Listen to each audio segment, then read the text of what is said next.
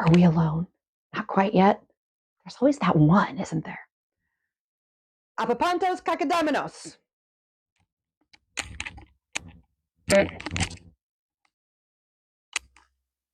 Okay, good. Nobody here but us chickens. I don't necessarily talk a lot about politics, but I am what you might call a liberal. Okay, I'm probably more correctly described as being far left at this stage in my life, depending on where you think the middle is. And despite what they say, I'm actually proof that you can get more liberal as you get older. I hold equity, diversity, and inclusion as absolutely sacred values. I started to write a list for this video that outlines my political and philosophical ideologies, but I stopped. If I'm not living those values in a way that even casual observers of my videos might discern, then making a list won't help. And I must have done hecked up if you don't already know that your Auntie Lorelei has that bleeding heart situation going on. Some folks think that witches shouldn't mix their witchery with politics. I would counter that historically, witchcraft and sorcery have actually been the tools of many oppressed populations. When humans find themselves cornered and outmatched by opponents, a good many of us call upon supernatural aid. For some folks, that means prayer. And for a handful of us, calling on supernatural aid is a more active process involving feathers, dolls, bodily fluids. I'm American, and there's so much about this country that I love, but right now I'm afraid. I hate even admitting that because it feels like a win to like the ultra conservatives who love to bathe in liberals' tears, but I am afraid. Basic human rights are being stripped from people, and our nation feels like it's descending into this dystopian chaos. Like many of you, I get little or big jolts of anxiety every time certain high-ranking political officials' names are said. It's like, what fresh hell have they unleashed now? The only reasonable response, I think, right now is fear. Although I accept anger as a photo finish contender. Currently, this fear isn't about my own rights or safety. I say that as an acknowledgement that by virtue of my personal circumstances, I carry a lot of privilege that may protect me from a lot of the negative outcomes that I feel like are looming on the horizon. Maybe not all, but a lot. And as I make this video, it's probably worth acknowledging that I feel like my own job and livelihood are on the line. As some of you know, I run a disability services agency, and if certain executive orders go through, me and my entire agency may be out of a job for 4 years or more. So that's a concern. It's a big concern. But there are folks that are dealing with even larger concerns. And so, yeah, right now my fear is mainly for other people, friends, family, community members, even strangers. And I'm afraid for all of us, and that's a very inclusive us that encircles everyone living in the US, as well as those countries that evidently we're now threatening to invade, I guess. I'm afraid for all of us in relation to how destabilizing all of what's happening right now might be to our economy, to society, and to the environment. I hate to be chicken little about stuff, but y'all, I think the sky is falling. One of the reasons that I'm a witch is because what I am, what I believe, and what I do are the same thing. Maybe that's a byproduct of my particular neurospice. I don't know. I just know that acting in a way that's inconsistent with my beliefs is tantamount to going against my very nature. And I'm not exaggerating when I say that it makes me physically ill. IBS and migraine flares, folks. Quick story time. Trying to stay in a toxic work environment a few years ago, I had to quit at the 6-month mark because my nervous and digestive systems were both so totally wrecked that I was on the brink of hospitalization. Manifestation is powerful force, friends, and it does not always manifest the way you think it's going to. That same powerful drive toward authenticity, which incidentally, I believe is a stepping stone on the crooked path to enlightenment and to apotheosis, that drive compels me toward action. I vote. I protest. I go to the state capitol to talk with legislators. I give money to action groups when I can. I speak out. And I fight for what's right in any way that I'm able to. And one of the ways that I personally can fight is through witchcraft. And another way is through education and outreach to other witches who may be feeling helpless, hopeless, and afraid. So here we are. I'm going to outline what I think might be 3 arms of a magical resistance movement, or if you prefer, 3 paths of magical action that we can all use to get ourselves through tough times. Mainly, I just want to get us all thinking about what we can do rather than dwelling on all of the things that we might feel are beyond our control and outside of our scope of power and influence. At the risk of sounding really sunny or trite, I suggest that we all start with a little self-care. No, not a spa day, although a little DIY foot soak or soothing bath might go a long way to soothe our nerves, right? On those days when our scales feel like they've been flossed. But no, I mean really deeply caring for yourself. So, step 1 of magical resistance in whack-a-doodle times is self-care. Some ideas for the self-care could include things like laying or refreshing protective wards around your dwelling or your bedroom if you live with others and can't necessarily lay them for the entire dwelling. Setting charms where you sleep to promote rest and recovery.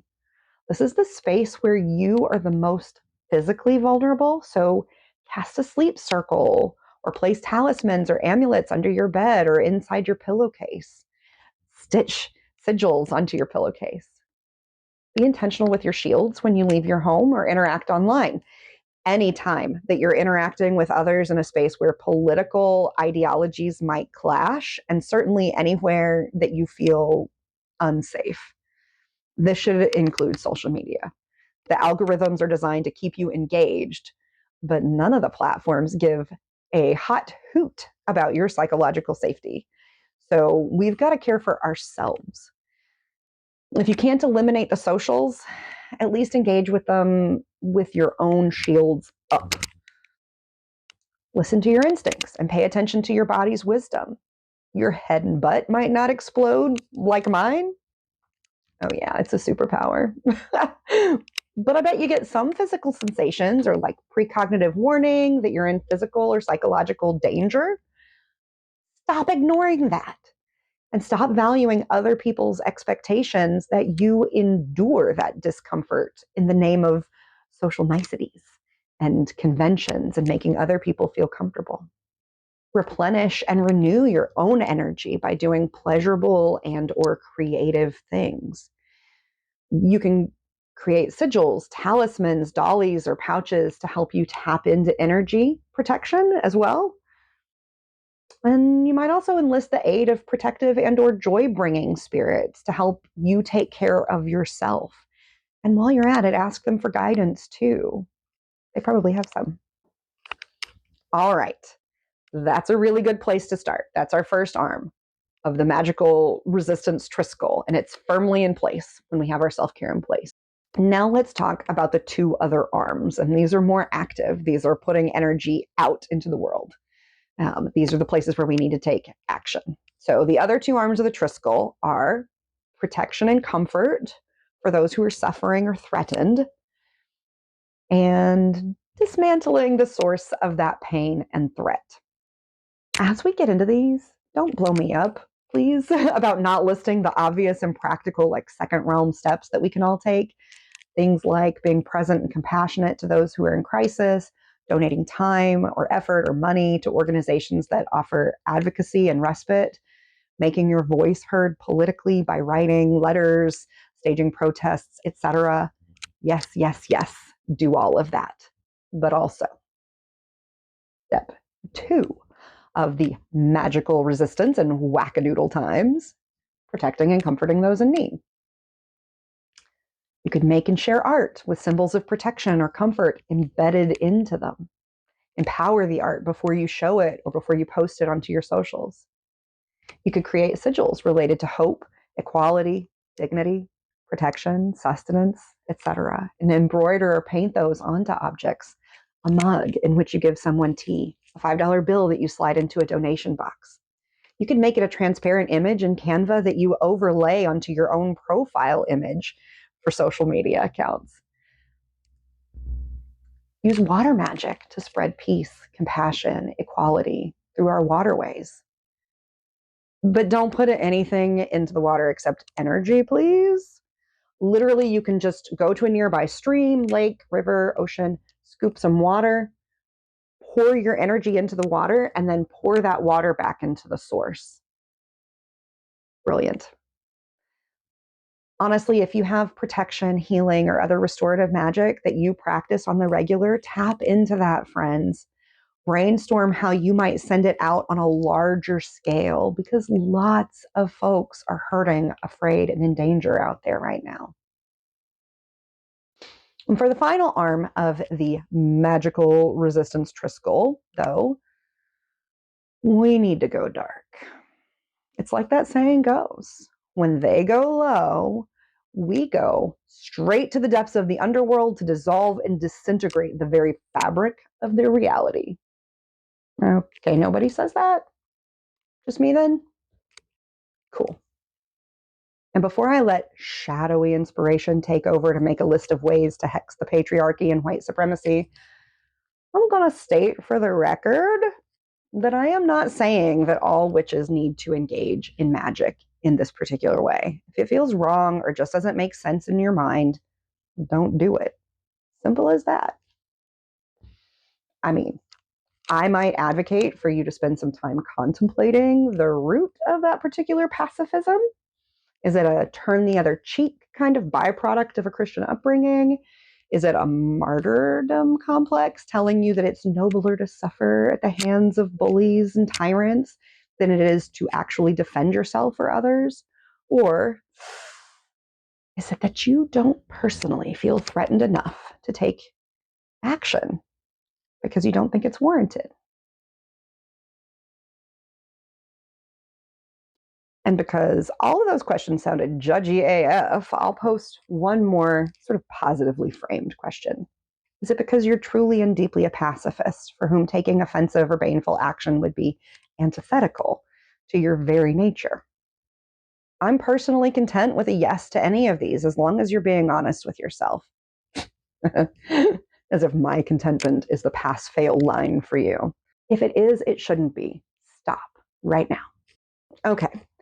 If you have feelings of outrage, fear, or other powerfully negative emotions about or toward the political figures, actions, orders, legislation, etc., that are threatening us, here are some ideas for taking witchy action to bring the active agents responsible to their knees. And before we really get into this third and most incendiary arm of the Triskel, let's discuss two final caveats. The first caveat comes because I feel very compelled to state very clearly that I am not advocating physical violence.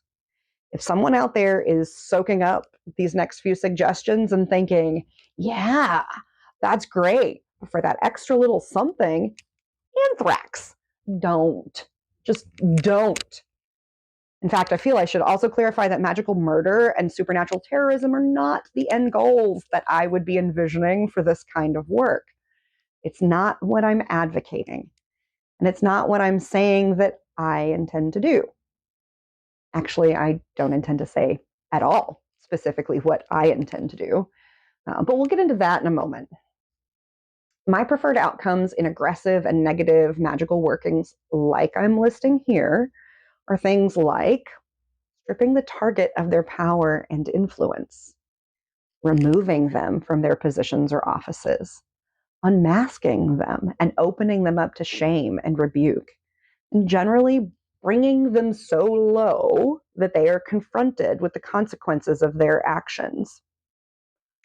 I want them to live and feel what they've done in both the sense of retribution and of remorse.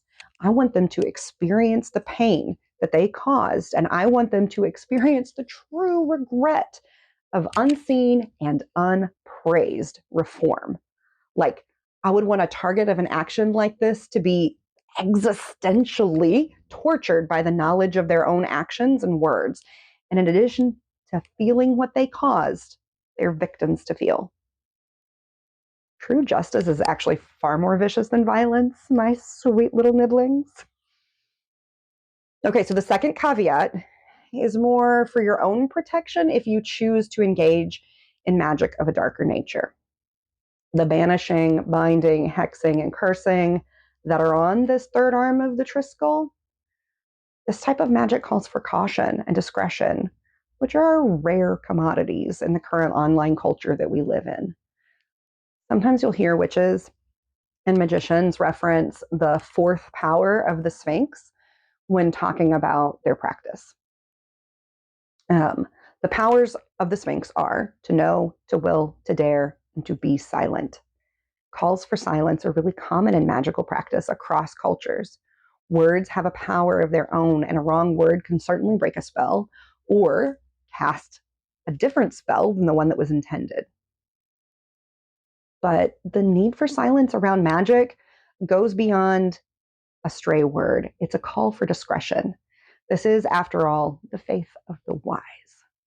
And frankly, my dear nibblings, posting this video may be very, very foolish of me.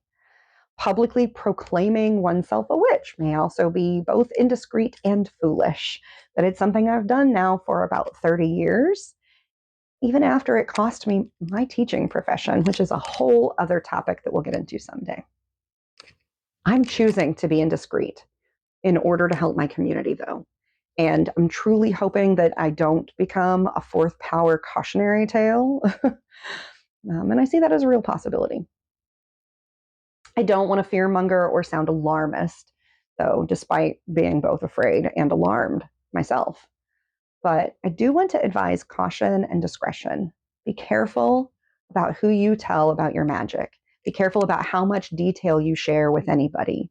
There can be dire consequences for speaking out against powerful political figures, just in general, and especially if we make them afraid. If you think I'm exaggerating, look at the history of King James and the witches. And friends, we're an easy group for tyrants to take out their fear on. Nobody feels sorry for the witches in fairy tales. Most people wouldn't feel sorry for us either. If we become the targets of hate, ridicule, or even violence more than we already are. They would see us and our efforts as silly or delusional at best, and downright evil at worst. Okay, ready for it? Step 3 of magical resistance and whack-a-doodle times. Magical assault on our attackers. So when we're talking about magical assault, we're talking about some interrelated terms that can mean different things depending on like which tradition and which practice that you engage in. But essentially, when I use these words, these are kind of the broad definitions that I'm using for them. Binding, which can range from limiting your target's power and influence all the way to rendering them completely powerless. That's binding. Banishing, which essentially removes them from an area. Hexing, which I would describe as plaguing them with some manner of mischief. And jinxing, which usually causes a reversal of luck in my experience. And cursing, which is like the big mama jamma of them all and involves actively invoking harm, ruin, mayhem, disorder, despair, and grief upon your target. A few ways that you might achieve those particular ends, if you choose to, include compacting with a willing and able spirit to bring confusion to that person's mind, weakness to their will, and shame upon their name of that target. You can write their name on a piece of paper, along with their home or office address. And if they're a politician, their office address is a matter of public record. Take that name, mark 3 X's over it, and put the paper into something like a canning jar. Add broken glass, rusty nails, and your own urine. Seal and bury the jar, which can be rightly called a sour jar or a witch bottle. This particular device is super cross-cultural. It would be best to bury it on their own property. However, since that's very, very illegal, I'm not suggesting that one at all. I actually suggest using public land for this because we, the people, all own public parks and forests. You could also write a letter to the target with a hex or curse that's attached to their name. They may not actually ever see that letter, but it'll be in their office with them for a period of time, which will give the curse a chance to latch on to them. Remember how I said not to put anthrax in the envelope? I mean that. Don't do that. Make the words nothing remarkable at all. State your grievances or concerns, of course, like make it an actual letter, but don't make threats or jeopardize your own health and safety by giving away your game. But do weave your curse into the letter, maybe with a sigil or a secret message buried into the more obvious and superficial words that are there, kind of an encoded message, like you did in junior high. Dollies and hat pins are a perennial favorite. You can't go wrong there. And similar to the cloth or wax dolly, you can actually make an image or figurine of your target. Might be especially easy to find and buy something like a bobblehead for a very public person. Once you have the figurine, name it with their name and bind it with a black ribbon, thread, yarn, or other kind of cordage. And then put the bound image in a box, hide the box, and never speak the name of the target again. Obviously, these are just some off-the-cuff ideas for ways to magically resist an oppressive and dangerous political regime. I trust that you may have ideas of your very own.